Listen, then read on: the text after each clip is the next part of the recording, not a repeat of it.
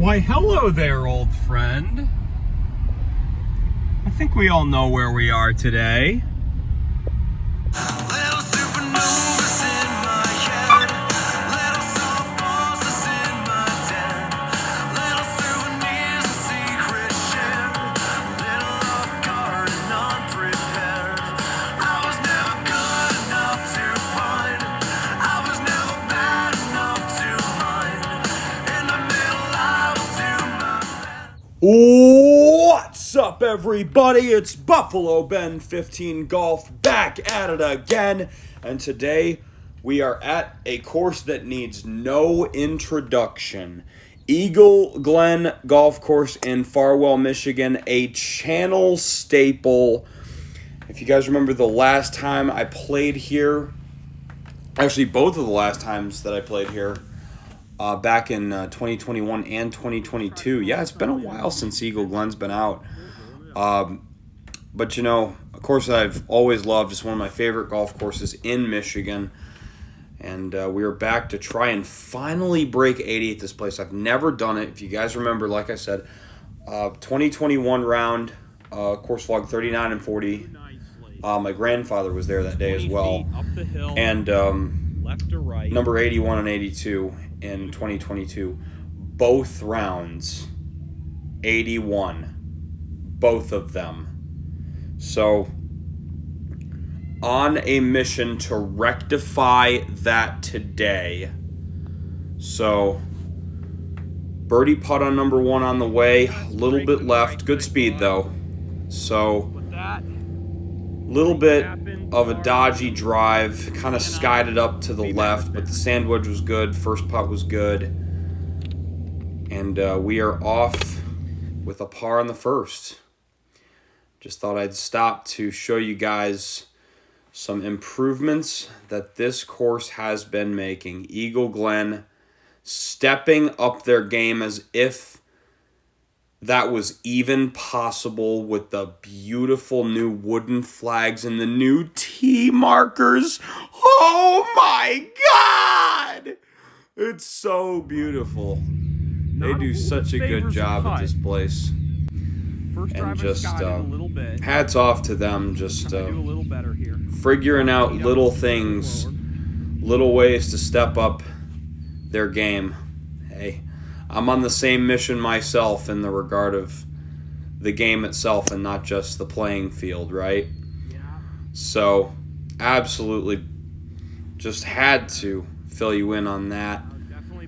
And just really, really proud of Glen. Just a course that's always been just such a great spot on your way up north or on your way back down. Of course, I played a lot in my days when I was interning at Bucks Run in Mount Pleasant.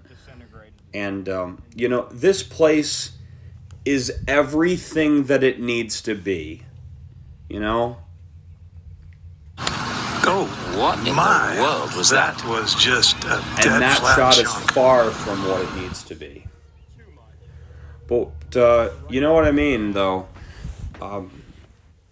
When I say that this course is everything that it needs to be, I say that in the respect of it's like just affordable enough for the locals to enjoy, but it's also got such a great appeal to traveling golfers. He laid up again. Are you serious?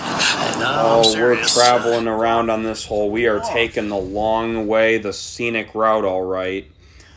But as I was saying, just affordable enough for the locals at about between $50 to $70, depending on when you play.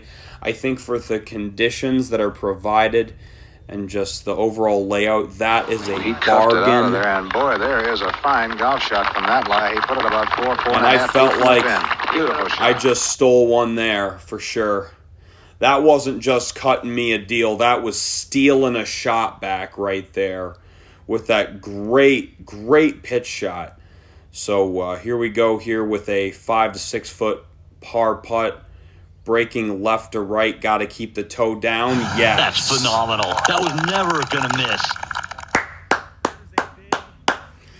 That is how it's done right there. Excellent. up and down to save a par there. So we're even through 2. So first 2 holes didn't hurt on our mission to finally break 80 at this course. And not only were the 2 golf logs 81s. Doesn't like this one. Going way left, way left. As I was so rudely interrupted with that absolutely horrible tee shot off to the left, and I couldn't find it. It just to the left of your screen, there's just some fescue over there, and I looked around,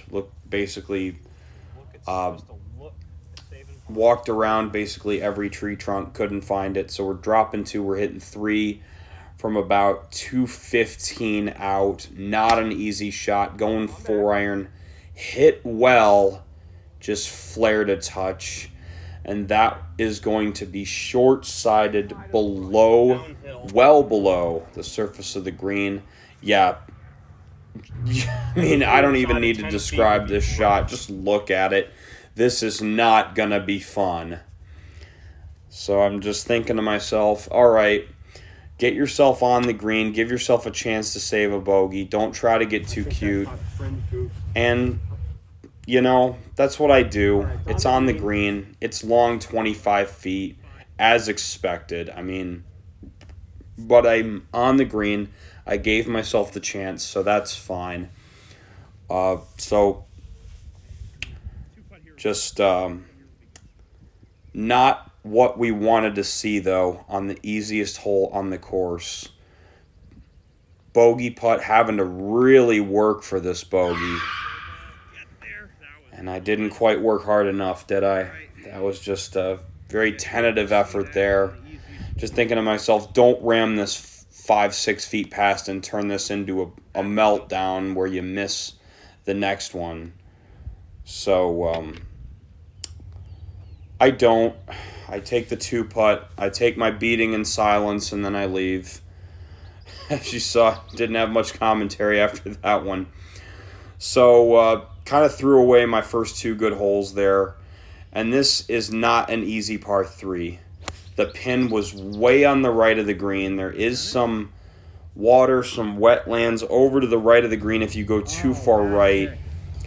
Even though this one got a bad kick, it was absolutely fine. I mean, there was no danger associated with that shot at all, with the way I hit it and what line it was on. But it is still a pretty tough chip thanks to a pretty unfavorable bounce that I got. I mean, I must have been like a foot on the fairway side of that ridge between the fairway and the green, just kind of on the left edge of the green there. Just from my direction, it would have been right. I must have been like a foot when I bounced. So instead of staying up and having a relatively straightforward 2-putt, I had to try to get up and down to save a par there. And just hit it a little too hard down the hill. I didn't want to leave it short again. And just a little bit of an overcorrection. And that's what golf is, minimizing overcorrection. Hang on. You gotta be kidding me. Right. This is incredible. Case in point, a flare drive to the right. Oh, you lucky little rascal. Not out of play, at least. But yeah, case in point, flared drive to the right following the last driver swing where I just dead pulled it. Yeah, that's what this game's about, guys. Just minimizing overcorrections. And I've always felt like Eagle Glen really tests your mental game quite a bit because there's lots of different undulations on the greens. There's lots of fairways with kind of trouble on the same side of the fairway, but like every other hole there will be big trouble on the other side instead. Well, maybe not every other hole, but like 1 and 3 holes. Like for instance, you've got 10 and 11 where OB is left both times. And then the course switches it up on you, and now the big trouble is right with the water on 12. Like that's my example. Is like you get so used to just getting scared and blocking it right on those two holes 10 and 11 because you want to take the lesser of the two evils. I mean, you'd rather have a lateral penalty than a stroke and distance penalty at absolute worst. But then the course throws a change up on you, and you're just like, oh, nope, you can't miss right this time, you know, and then you overcorrect, and then you duck hook it, you know what I mean? Like, that's what this course will do. This next Eagle hole Glen will mess with is your the head signature like hole. that. And I'm sure you can see So- why. It's hard. Gotta not let it mess with me here. I mean, we got a par, you know, after a bad drive. To get a par after that drive, I was pretty happy with. But now we've got quite the challenging tee shot here. Over water, 5 wood in hand, 190 carry. My plan was to start this at the top of the tree and then fade it right. And I just bottomed out a little bit. As you saw, I kind of drop kicked that. I thought with the contact, I was very surprised it made it over, to be honest, because I thought the club was going to dig a little bit more than it did, and thank goodness it didn't, or else that would have been wet. So another very difficult chip/pitch, just not putting myself in good spots. You know, it's like even when I do miss the green in regulation, I'm not putting myself in a spot where I can get up and down pretty easily, or at least 60-70% of the time. So we've got a tough putt coming back here. The one nice thing about going long this time is that it breaks right to left on the comebacker here. This one's about 20 feet, about 4 inches downhill. What a two-putt. What a two-putt. Unbelievable. And we get it to go. That was huge. To par the signature hole at Eagle Glen, a channel staple. That always feels good. So, able to escape there with a par. So 3 over through 6. We're making up some time, being 3 over after 4 as well. So heading into this tee shot here on the 7th. Cannot miss this left. I mean, like I said, it was wide open on the left on 5. But this time, we get it just right, and we put that J.B. Holmes cut on it, baby. That's right. So we're in the fairway on stroke hole 2. So looking for, if nothing else, just an easy, stress-free par to keep the streak going. Got probably my favorite club in the bag into this green with an 8-iron. And I thought it would draw a little bit more off of the lie that I had, with the ball being above my feet a little bit. Surprised it didn't draw back, but had the right weight on it, and still good enough to get a putter on it. One thing about this course that I did notice was a little different is that they kind of made some first cut rough around some of the greens and some of the fairways. Like, it doesn't just go straight from green to like rough 3 inches high. So old Eagle Glen, like 2 years ago, I probably would have had to take a wedge or try to bump and run a 9-iron or do something crazy on the collar there. But thankfully, that rough was cut down enough that I could get a clean putter stroke on it. And as a result, I was able to cozy it in there pretty good. Able to make my 3rd par in a row. So 3 over through 7 now. All of a sudden, this round kind of looked like, oh boy, here we go again. Another failed attempt at breaking 80 at Eagle Glen. It's gone from that to a little bit more hopeful now, for sure. And again, the bad side to miss alternates again. It's wide open on the left, so the pull doesn't hurt. Didn't really move at all. I'll give that. I was going to give you this or this, but that really doesn't fit neither. So, just in between those 2 fairways, that's actually the 5th fairway just to my left.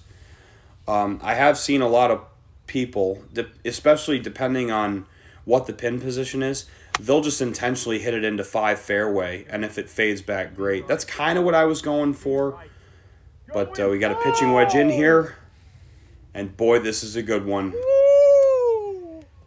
My goodness, that was really, really close Semi-flyer to going in. Adjusted for Wanted you really guys to well. listen in on that one. Wow. And boy, oh boy, was How that close exactly did that what we get? needed as of right now. All right, walking up here, pretty sure that little dip right there is my pitch mark. So just walking from walking in a straight line from this pitch mark to the hole, I mean, the hole is right in the way. It must have missed by less than a foot. That was a pitching wedge too. Had that gone in, that would have been the second eagle ever on the channel, fittingly at a course called Eagle Glen, right? So, heading into this putt, I like our odds. about 15 feet downhill, right to left. Easily to this point, the most realistic birdie chance we've had today. And, you know, that's kind of saying something. It's just been a scrappy round. Score hasn't been all that bad, but I got to be getting closer than this for birdie. This is my favorite kind of putt, though. Let's see how we do. Unbelievable!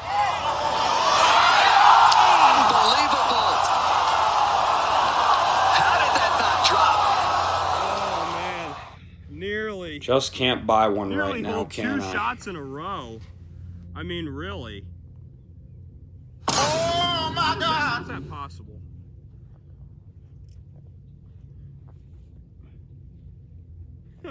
Whatever. That was a par. That was a par.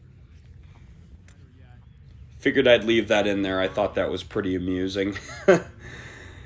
It's like, how does a ball even lip out like that? But yeah, I mean, it was less than 2 feet. I counted it. I mean, I probably shouldn't, but, you know, this isn't a tournament or anything. You know, I've always tried to be pretty stingy with myself on my gimmies and stuff. I've gotten better over the years. And something I've also gotten better at over the years is hitting a driver 260 uphill when it's less than 60 degrees out, as I'm able to do there. So that was a really good tee shot as well here on 9. So even going into a well-protected green, very narrow from left to right, I've got pitching wedge in here. I do flare this one out a touch to the right as I was trying to guard against, you know, the long left pull. And as you can see, there's a white stake over there long left. Just short of halfway between me and the pin. So that's the one thing I wanted to avoid was like, I've got a 4-hole par streak going.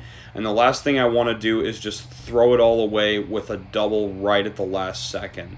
So heading into this final putt, a long 35 to 40 foot double breaker, breaking right at first, then to the left. Checked up, and it's going to be just right on the speed. Look at this shot by John Daly. Oh, my goodness. Ho-hum. That's about as good as lag putts get without going in right there, folks. Thank you, boys. 39 off to a great start. Just need a 40 on the back. So there you have it, guys. A 39 plus 3, 7 pars. Just that one double. That was really all. That was really the only really bad thing that happened. I felt like 4, I played that hole pretty well. I felt like I hit all 3 shots well. And, you know, sometimes it just doesn't pan out for you. But really, really solid response to get 5 pars in a row to finish after holes 3 and 4 really, really got my head spinning a little bit early there on that round. It was really easy for that round to have turned into a 42 or 43. That could have easily been what happened, but was able to reel it in with some good iron play. I had 3 out of 7 fairways, but I had 5 out of 9 greens, so a +2 split there. So that facet of my game was definitely an asset rather than a liability, at least so far today. So the stage is set. The stage is set to get a 40 or better on the back 9. Personally, I think the front is easier than the back at Eagle Glen. It's a little bit shorter. Not by much, maybe like 100 yards at most. But, you know, nonetheless. But you know, I've had rounds in the past. I want to say the last time I played Eagle Glen on a golf log, I want to say I went 39-42. So I usually hope that tradition holds true on many things in my life, but not that. So hopefully I can break that and have a better back nine. You know, I'd love to just beat my front nine score. That'd be a good goal. And you know what? That was kind of an intermediate goal that I set for myself after the 39 front, because I was thinking to myself, I had 7 pars. I can shoot even on this back nine. If I'm shooting 7 pars on 9 holes, I should be shooting one over at most. So that was the goal heading into the back nine. Let's see how we do. I'll try to have the video out in the next couple weeks. My goal is by the end of the month, before August 1st. Not sure if I'll be able to be honest with you, but that's my goal. It's been really tough lately, you know, with classes in full force. I'm taking a summer semester with an accelerated online finance class. It's not fun, but I have been doing good. I've got just shy of an A in that class. I've got a B plus right now. It's just one test and one exam, one quiz and one exam left to go. So we're doing good on that. I've got no problems in that part of my life. But at the same time, it does take up more time than I would like. And as a result, I don't get around to doing this a lot. And you know how it is. School comes first, you know. I'd love for this to be part of my income as an adult, but I honestly don't think that it'll ever be my main one. It'd be worthwhile doing, hopefully. And that's just kind of what I think. So school comes first for me. Hope you guys understand. And if you've watched this far in the video, it shows that you are, and I really do thank you for that. Well, all right, guys. See you at the back nine at Eagle Glen real soon. This is Buffalo Ben 15 signing off. Have a good day, everyone.